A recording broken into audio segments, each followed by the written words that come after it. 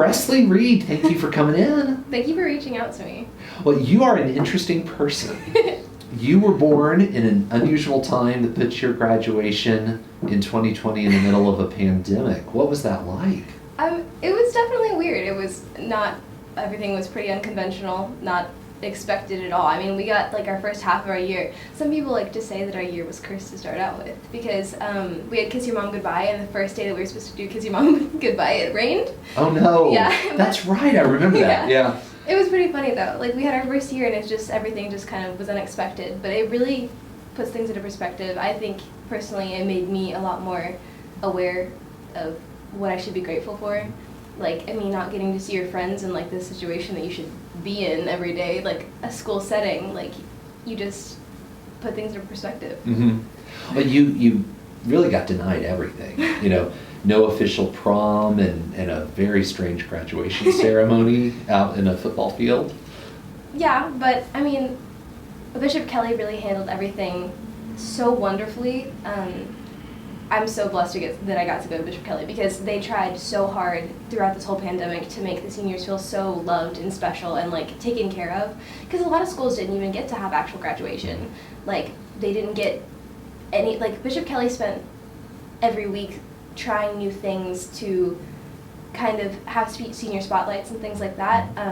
Just because, I mean, we didn't get a lot of recognitions that we would have usually had. So they tried every single day of every week that we had to spend in the pandemic to make us feel special anyways. So we were so lucky, despite all the hardships, to get to do that. Oh, that's great. Yeah. What a great school. Well, you got a special award, or you got a medal, or Brother Norman McCarthy medal? Yeah, I think it's an award. I don't know. Okay. It was a certificate that I got. Yeah. The Brother Norman McCarthy award, yeah. So Brother Norman McCarthy was one of the Christian brothers who spent years and years at Bishop Kelley. Yeah. So what does that award mean? It is presented to one boy and one girl in the senior class each year to, I should have looked at the email before I did this, but to students who have gone through excellent spiritual growth throughout their high school career, basically. Mm-hmm. So they saw something in you, this excellent spiritual growth. Do you mind sharing some of that story? What's changed since when you were a freshman, perhaps, and now? Honestly, I would say all of the change happened this year specifically. Mm-hmm. When I was a freshman, I was super shy. I was very introverted. I didn't really do much of anything. I just was like scared of everyone. I had friends, but I was like very quiet, I guess, reserved. Sophomore year, I was the kid that sits at the top of the bleachers during pep rallies, and I'm like, oh, I don't want to do this. Like, I just didn't have school spirit. And junior year is when I started to kind of like get into my own skin, like feel comfortable in my own skin. And then senior year is just black and white to like what I was in freshman year. I just kind of, I didn't expect it really at all. Like, I just kind of switched friend groups, and the people that I was around this year just really helped me grow in so many ways. There's a lot of experiences. Yeah. So there was a lot of social changes. Yes. And you're kind of watching yourself as you change. Yes. And then there's a spiritual component too that accompanied that. Tell me about that. So I was born cradle Catholic. Like, I was baptized at the Church of the Madeleine. First communion at St. Peter and Paul, I went there. Like, I grew up Catholic, and then in middle school, everything kind of changed, and all of my friends were questioning their faith, and I was kind of taken aback. I had never even had an idea that there could be a possibility that there wasn't a God, you know, so that scared me.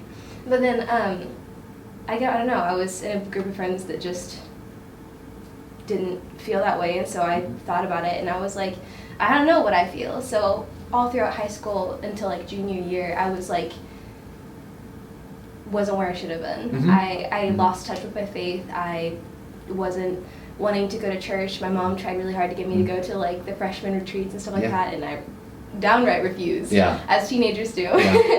And I don't know, this year, like I said, I changed my group of friends. I surrounded myself with different people, and they changed my life, really. Like, some people, like, they encouraged me to do things like go to Quest, which was amazing. I didn't get to go as much as I'd like to, because, I mean, things got canceled. You're busy, yeah.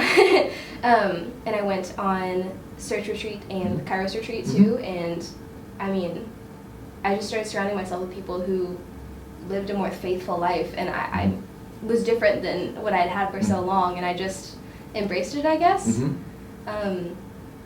It was a crazy transformation. It literally changed my world. Wow.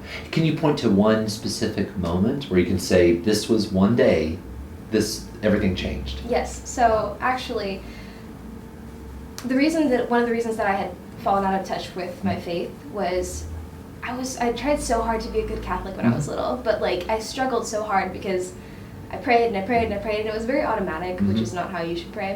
But I never felt what I felt like I was supposed to feel. I didn't feel any magic or warm feelings or anything like that.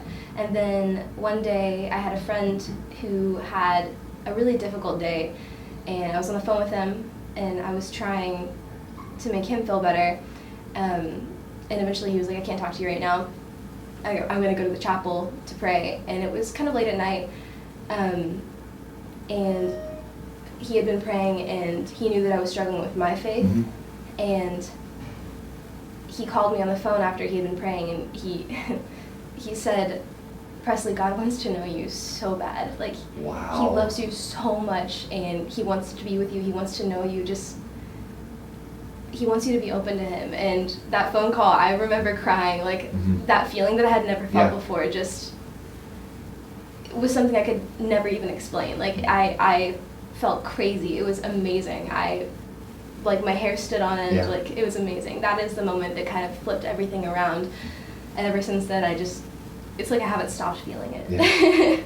What were the first few weeks or months after that like? Oh, they were terrifying. Yeah. It was something that I had never felt it before, and I had trusted that I wasn't going to feel it for so long.